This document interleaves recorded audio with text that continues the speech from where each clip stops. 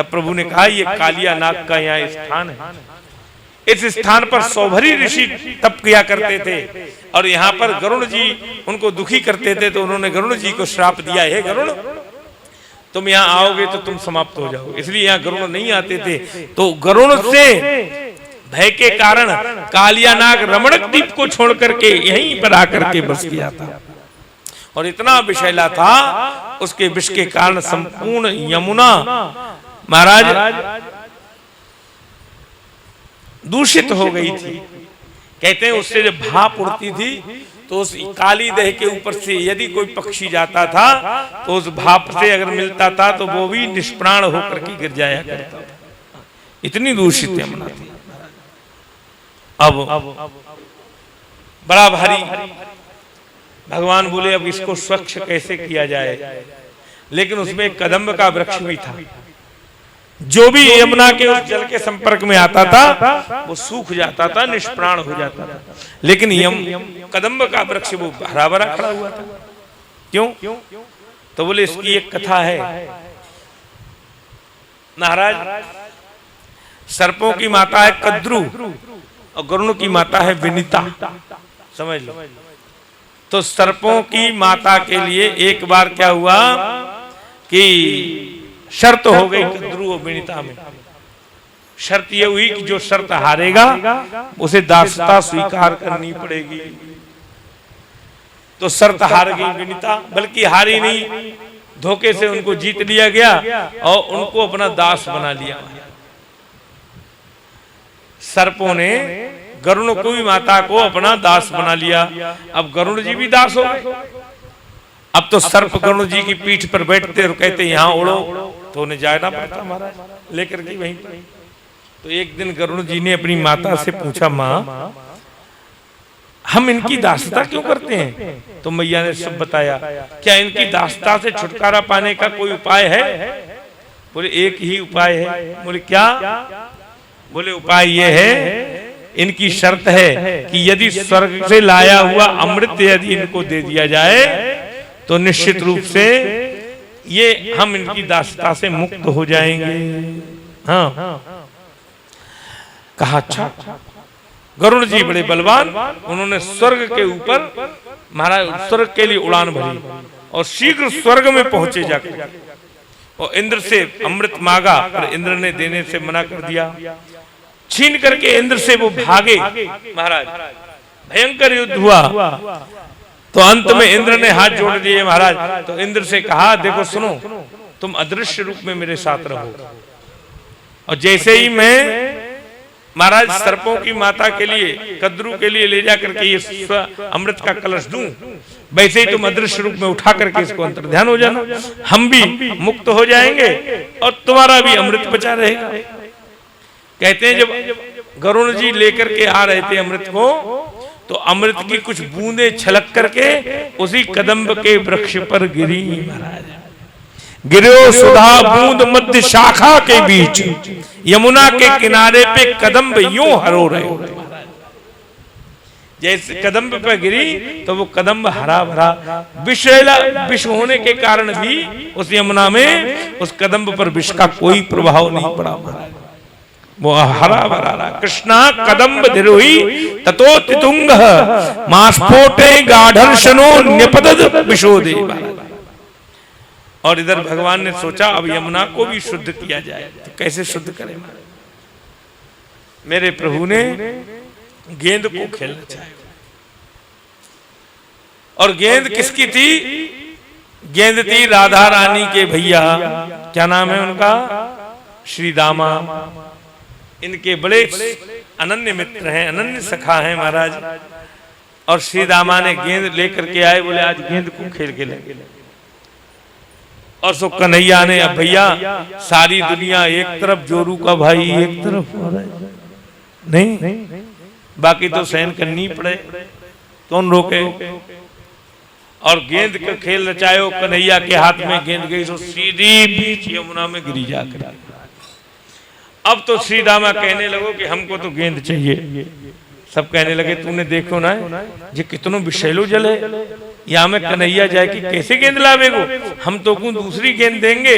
श्री दामा बोलो ना, हमको तो 22 गेंद को चाहिए। कन्हैया बोले अगर साले की बात न मानी तो महाराज फिर गड़बड़ हो जाएगी। बोले तू चिंता मत कर श्री दामा, हम तो गेंद ला के देंगे। और कन्हैया कदम्ब पर चढ़ने लगे। उसी कदम्ब के वृक्ष पर जो हरा भरा है, सबने बहुत रुदन किया कन्हैया मत जाओ, लेकिन श्री रामा हट पर अड़ा हुआ था और मेरे प्रभु ने उस कदम्ब पर चढ़ करके और छलांग लगा दी यमुना में। जो छलांग लगाई सोई प्रभु वहां पहुंचे जहां कालिया नाग निवास किया करता था। वहां प्रभु मेरे पहुंच गए उसी स्थान पर। जब कालिया नाग के स्थान पर पहुंचे, वहां नागिनी उनकी रक्षा कर रही थी। इधर मैया को खबर लगी, मैया गिरती पड़ती महाराज दौड़ती भैया आई। बार बार महाराज मैया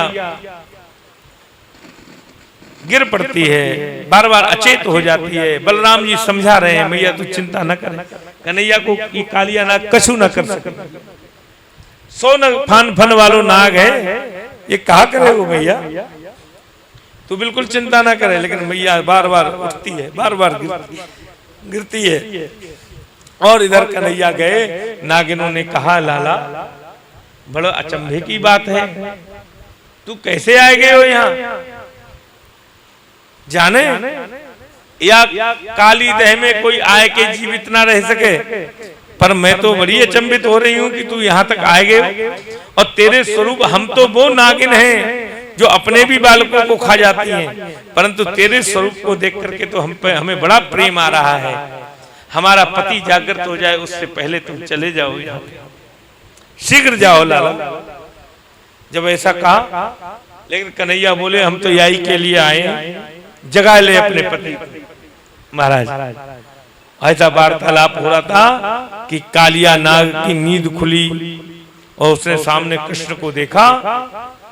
तो महाराज कालिया नाग जो है क्या, बोले मन के अंदर जो हमारे भीतर हमारा तामसिक वृत्ति है उसी का नाम कालिया नाग है। महाराज हम सबके भीतर कालिया नाग का काम क्या होता है कि अपने देश से चले और दूसरे की जगह में जाकर के विष फैलाना प्रारंभ कर दे। महाराज आजकल भारत में भी ऐसे बड़े कालिया नाग आकर के बैठ गए हैं। महाराज समझ ले, बोलो जय सिया राम। अपने देश से आकर के यहाँ आ जाते हैं और यहाँ आकर के अपना विष फैलाना प्रारंभ कर देते हैं, समझ लो। लेकिन भारत तो शरणागत देश है। हमारी संस्कृति रही है कि हम शरणागतों की रक्षा करते हैं, उनका भरण पोषण करते हैं। लेकिन शरणागत की रक्षा और भरण पोषण भी कब तक किया जाता है, जब तक हमारी संस्कृति सलामत रहे और शुद्ध रहे। अगर हमारी संस्कृति का आश्रय लेकर के रहोगे तो यहाँ रहते रहो और खाते रहो, और यदि हमारी संस्कृति को उजाड़ने का प्रयत्न करोगे तो तुमको नाथ लिया जाएगा, ये गारंटी की बात है। महाराज बोलो वृंदावन बिहारी लाल की जय। हमारी संस्कृति पर प्रहार करोगे तो नाथने में देर न लगेगी। महाराज समझ लेना, फिर तो देश में घुस करके मारते हैं हम। हाँ ये भी बात है। तो ये कालिया नाग आकर रमणक द्वीप तो छोड़े आया और यमुना को विषैला करना प्रारंभ किया। भगवान पहुंचे, भगवान ने समझाया, भयंकर युद्ध हुआ। मेरे प्रभु ने महाराज नाथ लिया कालिया को, फण पर चढ़ गए और फण पर चढ़ करके महाराज अब ऊपर की ओर आने लगे। जब ऊपर आते देखा, बलराम बोले मैया देख कन्हैया आए रहे, और मैया ने कृष्ण को देखा। ऊपर आके मेरे प्रभु ने उस कालिया नाग के फन पर नृत्य करना प्रारंभ कर दिया। प्रभु ने ऐसे ऐसे ठुमके लगाए कि कालिया नाग के फन फटने लगे और रक्त निकल के प्रभु के चरणों का प्रक्षालन करने लगा। महाराज आज ऐसे लगता है जैसे भगवान कृष्ण के चरणों पर किसी ने लाल पुष्पों से महाराज उनका अभिषेक किया हो। कालिया नाग के जो भगवान तांडव कर रहे हैं, और जैसे ही पग की ठोकर पड़ती है उस कालिया के फण फट जाते हैं महाराज, और कालिया के मुख से रुधिर गिरने लगा।